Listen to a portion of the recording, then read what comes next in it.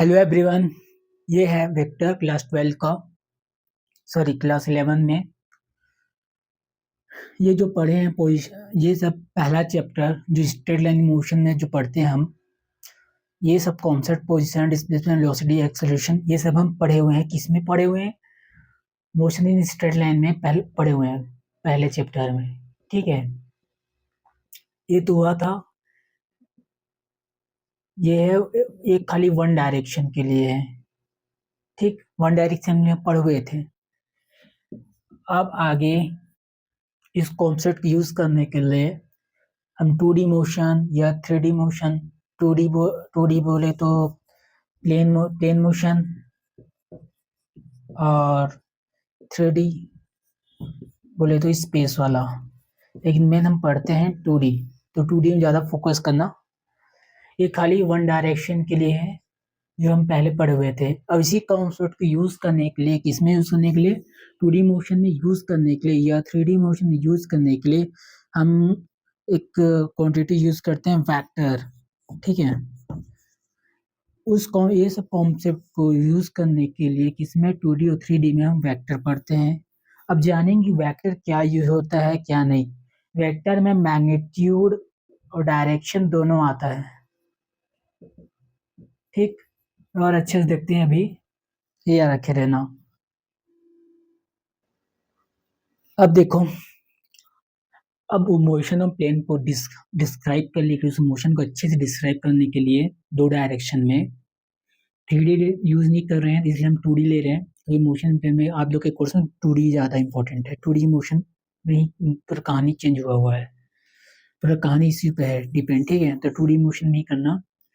हम वेक्टर जानेंगे जो मैग्नीट्यूड प्लस डायरेक्शन दोनों शो करता है। ठीक है, एक स्केलर नाम की क्वांटिटी होती है जो खाली मैग्नीट्यूड पे डिपेंड कर, मैग्नीट्यूड से लेना देना रहता है। वेक्टर में मैग्नीट्यूड और डायरेक्शन दोनों से लेना देना रहता है। ठीक, ये हम जानेंगे।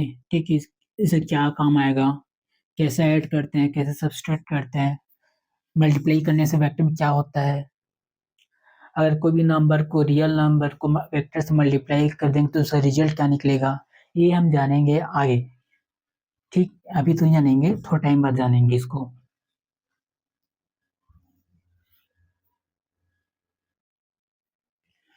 अब देखो, एक क्वांटिटी होता है, इस क्वांटिटी एक फिजिकल क्वांटिटी होता है जिसको हम छू सकते हैं या कैलकुलेट कर सकते हैं। इस फिजिकल क्वांटिटी में दो तरह के आते हैं, स्केलर और वेक्टर। ठीक है, स्केलर में खाली मैग्नीट्यूड से लेना देना रहता है, वेक्टर में मैग्नीट्यूड और डायरेक्शन दोनों से लेना देना रहता है, और रिप्रेजेंट होते हैं single unit, single along with proper unit. ठीक है, सिंगल ये नंबर आएगा, इसके बाद प्रॉपर यूनिट मतलब एक नंबर है, सपोज करो कोई भी नंबर हो, ये नंबर है, ये डायमेंशन होगा, ये हो सकता है सेंटीमीटर, हो सकता है टाइम, हो सकता है डिग्री सेल्सियस, कुछ भी हो सकता है। एक नंबर रहेगा, उस पर बाजू में डायमेंशन रहेगा। ठीक है, ये होता है यूनिट। एग्जाम्पल की तरह देख लो, डिस्टेंस बिटवीन दो पॉइंट के बीच का डिस्टेंस, ऑब्जेक्ट का मास, आपका खुद का वजन, बॉडी का टेम्परेचर या इन्वायरमेंट का टेम्परेचर, ये सब। जबकि वेक्टर जो होता है रिप्रेजेंट होता है, एक पूछ रहेगा, एक सिर, ठीक है, ठीक है, एक पूछ रहेगा, एक सिर रहेगा। ठीक, एक टेल होगा, एक हेड होगा, और दिखता कैसा है, एरो टाइप का दिखेगा। ठीक, एक बी, ये वाला है, एक ए से बी की तरफ जा रहा है, ये डायरेक्शन शो कर रहा है, और ये मैग्नीट्यूड शो कर रहा है इतना, ये डायरेक्शन शो कर रहा है। ये इधर भी हो सकता है,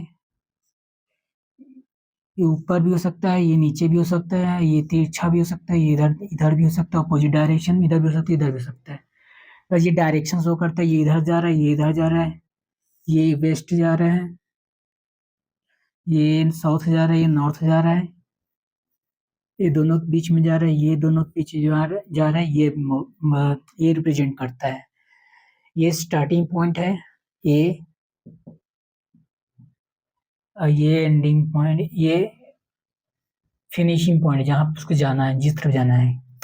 ठीक, उस एग्जाम्पल क्या है, डिस्प्लेसमेंट, जो वेलोसिटी, एक्सलरेशन और एक फोर्स, ये भी है। और इधर क्या क्या नहीं, टाइम, टेम्परेचर, मास, डिस्टेंस, डेंसिटी भी ले सकते हो। ठीक है, वो स्केलर में आएगा। और वो वेक्टर में डिस्प्लेसमेंट, वेलोसिटी, एक्सेलरेशन, फोर्स, ये सब और कुछ भी आते हैं, मैं चार ही लिखा हूँ। ये सब वेक्टर में आता है, जो मैग्नीट्यूड डायरेक्शन दोनों शो करता है, जो एरो तरह की जैसे दिखता है, जो एक तरफ पुछ होता है टेल, एक तरफ हेड होता है, जो टेल हेड। ठीक, ये डायरेक्शन है, कुछ भी कैसे भी हो सकता है, इधर जा सकते, इधर इधर इधर, बस नोटेशन वैसा रहेगा जैसे ए टू बी। देखो स्केलर क्या है, इसके स्केलर को हम डायरेक्टली ऐड कर सकते हैं, सब्ट्रैक्ट कर सकते हैं, कोई भी नंबर से मल्टीप्लाई भी कर सकते हैं, कोई नंबर से डिवाइड भी कर सकते हैं। बस ये एक ऑर्डिनरी नंबर होता है जिससे हम सब्ट्रैक्ट, मल्टीप्लाइड, एडेड, डिवाइडेड, ये सब प्रोसेस कर सकते हैं। ठीक, जैसे कि रेक्टेंगल का दो साइड दे दिया, एक लेंथ, एक साइड सपोज करो ये लेंथ है, ठीक है, लेंथ है, ये ब्रेथ है। पेरीमीटर फॉर्मूला पता ही होगा, 2l+b। हम डायरेक्ट इसको एडिशन कर लिए, मल्टीप्लाई कर लिए। सेम टू सेम टेम्परेचर को हमने सीधा सब्ट्रैक्ट करके दो टेम्परेचर का डिफरेंस निकाल दिए। और ये क्या है, ये डेंसिटी वाला है, ये ये साइड है, अब तो के एनसीईआरटी में दिया है, उसका वॉल्यूम होता है क्यूब, उसके निकाले हमने, ये डिवीजन करके हमने ये निकाल लिया, क्या, डेंसिटी। ये एग्जाम्पल होता है जो स्केल को हम सिंपली कैलकुलेट कर सकते हैं। लेकिन वेक्टर में ऐसा कुछ नहीं है, वेक्टर में जरूरी क्या है, ट्राइंगल ऑफ एडिशन, जो आगे हम पढ़ेंगे, उसी के बराबर होते हैं पैरेललोग्राम एडिशन। लॉ नाम अलग अलग है, कंक्लूजन जो रहता है दोनों का सेम रहता है, लेकिन दो लॉ होते हैं, लेकिन कंक्लूजन सेम होता है। सिंबल ये वेक्टर v से ऐसे रिप्रेजेंट करते हैं, ठीक है। ये होता है डायरेक्शन, दिया नहीं है। अगर इसका मैग्नीट्यूड निकालना है तो मॉडुलस लिया जाता है, ये मॉडुलस है, ऐसे करके ऐसा, ठीक, ऐसे रिप्रेजेंट करते हैं वेक्टर से। सिंबल इसमें v आप तक बुक में दिया हुआ है, ऐसा जरूरी नहीं रहता। वेक्टर नाम पे v इसलिए दिया वेक्टर, लेकिन रिप्रेजेंट ऐसे करते हैं, ये शो करता है डायरेक्शन, ये में सॉरी ये डायरेक्शन नहीं करता, ये एरो कर रहा है, रिप्रेजेंटेशन है, बस ऐसे रिप्रेजेंट करते हैं। यहाँ पे एक साइन होता है पॉजिटिव नेगेटिव, पॉजिटिव रहेगा तो कुछ नहीं रहेगा, नेगेटिव रहेगा तो रहेगा, ठीक है। पॉजिटिव रहेगा तो ऐसे सीधा ही लिख देते हैं, नेगेटिव रहेगा तो ये दोनों अलग हैं, दोनों को हम ऐड नहीं कर सकते हैं। आगे क्यों नहीं कर सकते हम देखेंगे, ठीक। ये हुआ आप लोग का स्केलर वेक्टर का डिफरेंस, जो वेक्टर अब यूज होगा। अब देखो पोजीशन और डिस्प्लेसमेंट वेक्टर, ठीक है, एक ही डायग्राम में हो जाएगा ये कहानी। पोजीशन वेक्टर, पोजीशन वेक्टर नाम से लग रहा है, वर्ड से लग रहा है, पोजीशन मतलब हम पोजीशन के बारे में बात करेंगे, प्लस उसमें वेक्टर वाला एक क्वांटिटी ऐड हो जाएगा। मोशन इन प्लेन है, इसमें दो टाइप के मोशंस हैं, जैसे हमने पढ़ा हुआ है, ठीक। तो मोशन इन प्लेन में ये पी रिप्रेजेंट कर रहा है मोशन, सॉरी पोजीशन को, ठीक है, पोजीशन को रिप्रेजेंट कर रहा है एट टाइम t1 समझ लो। इसमें t1 ही दिया है ना, मैं देख लेता हूँ एक बार, टी दिया है, ठीक है, टी दिया है इसमें। ओपी, ये जो वाला पोजीशन है ओपी, यहाँ पर पोजीशन होगा, एक लाइन हमने ड्रॉ किया, यहाँ पर पोजीशन है जिसको आर से हम लोग रिप्रेजेंट कर रहे हैं, ठीक। और ये है टाइम टी में, इस समय पे, और कुछ टाइम टी डेज, मतलब अलग अलग टाइम पे पोजीशन चेंज हो रहा है, ठीक है। और सबसे बार हम नाप कहाँ से लें, कोऑर्डिनेट ओरिजिन, इस ओरिजिन मान रहे हैं, इसको रेफरेंस, इसी के रेफरेंस में हम ले रहे हैं। ठीक, कोऑर्डिनेट एक्सिस हमने एक एस्टेब्लिश किया। इस पोजीशन से एक पॉइंट है ओपी जो आर से रिप्रेजेंट कर रहे हैं, उसको हम पोजीशन वेक्टर बोल रहे हैं। एक्चुअल में ये डिफरेंट बुक में दिया नहीं है, इसे वो डिनोट करते हैं ऊपर जो रहता है एरो से, ये डायरेक्शन रिप्रेजेंट करता है। ठीक है, और ना नहीं रहता तो मैग्नीट्यूड मानते हैं, वो स्केलर हो जाता है। तो बुक के हिसाब से ले रहा हूँ मैं, ये ओपी है पोजीशन वेक्टर। फिर कुछ टाइम के बाद पोजीशन चेंज हो जाता है, पी डेज पे पहुंच जाता है। समझ करो एक पॉइंट था, कुछ टाइम के बाद पोजीशन चेंज होके ओपी हो गया। उसका ओरिजिन से हमने डिस्टेंस नापा तो आर डेज आया, जो आर डेज हमने लिखा। और कितने टाइम में हुआ उसके लिए अलग से टाइम है, टी डेज। ठीक, ये टी टाइम पे हुआ, ये टी डेज टाइम पे हुआ है। ठीक, उसके बाद ये जो वर्ड देख रहे हो पी, पी डेज, ये होता है डिस्प्लेसमेंट वेक्टर। ठीक, ये पी डेज, ये वाला होता है डिस्प्लेसमेंट वेक्टर, 2 पॉइंट का शॉर्टेड डिस्टेंस पॉइंट। ठीक है, अब देखो डिस्प्लेसमेंट वेक्टर का ही जो सेकंड डायग्राम उसका, जो मैग्नीट्यूड का डिस्प्लेसमेंट वेक्टर का या तो उससे पाथ लेंथ से छोटा होगा या पाथ लेंथ के बराबर ही होगा। ठीक है, ये तो हम शॉर्टेस्ट डिस्टेंस लेते हैं बिटवीन 2 पॉइंट के, सबसे शॉर्टेस्ट डिस्टेंस, तो वो डिस्प्लेसमेंट होता है, तो ऑलरेडी छोटा हो गया। अगर है नहीं, कोई छोटा है नहीं, तो हम क्या लेंगे, कुछ है नहीं तो पाथ लेंथ की ही बराबर लेंगे। सपोज करो कि एक ही जगह का, एक जगह जाने का 2-3 रास्ता है, तो सबसे छोटा रास्ता लेंगे। ठीक है, अगर एक ही जगह जाने के एक ही रास्ता हुआ तो हम उसी को लेंगे, चाहे कितनी बड़ा रास्ता हो उसी में ट्रेवल करना पड़ेगा। सेम टू सेम बोलने का मतलब वही है। ठीक है, अब देखो ये वाई एक्सिस है, पी से क्यू जाना है, 4 पाथ है, P D Q, P A B C Q, P B E F Q. ठीक है, 4 पाथ है, और इसमें डिस्प्लेसमेंट वेक्टर क्या है, पी क्यू, क्योंकि वही सबसे छोटा है, उसने ये बताया हुआ है।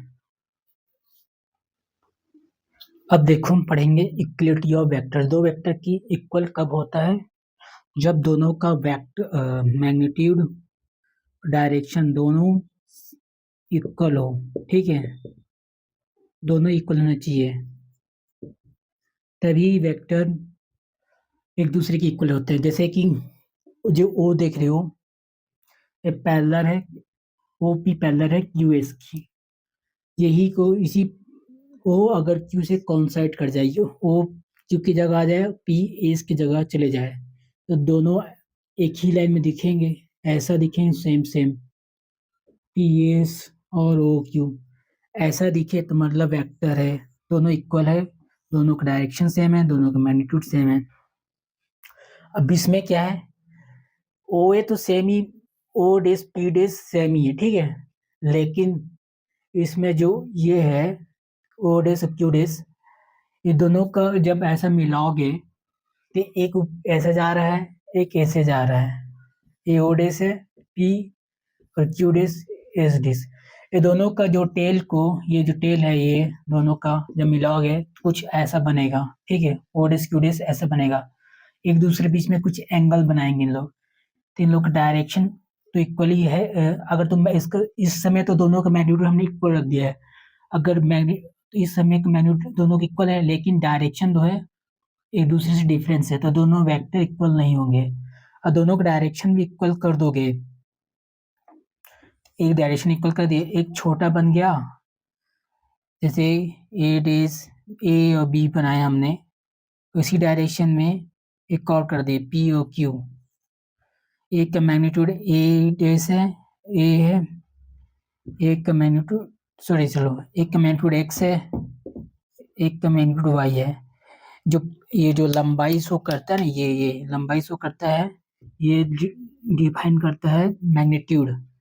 ठीक है, ये मैग्नीट्यूड शो कर रहा है ये, तो ये दोनों का वेक्टर सेम डायरेक्शन में, लंबाई भी और दोनों का हाइट, ये जो लंबाई है दोनों सेम होना चाहिए।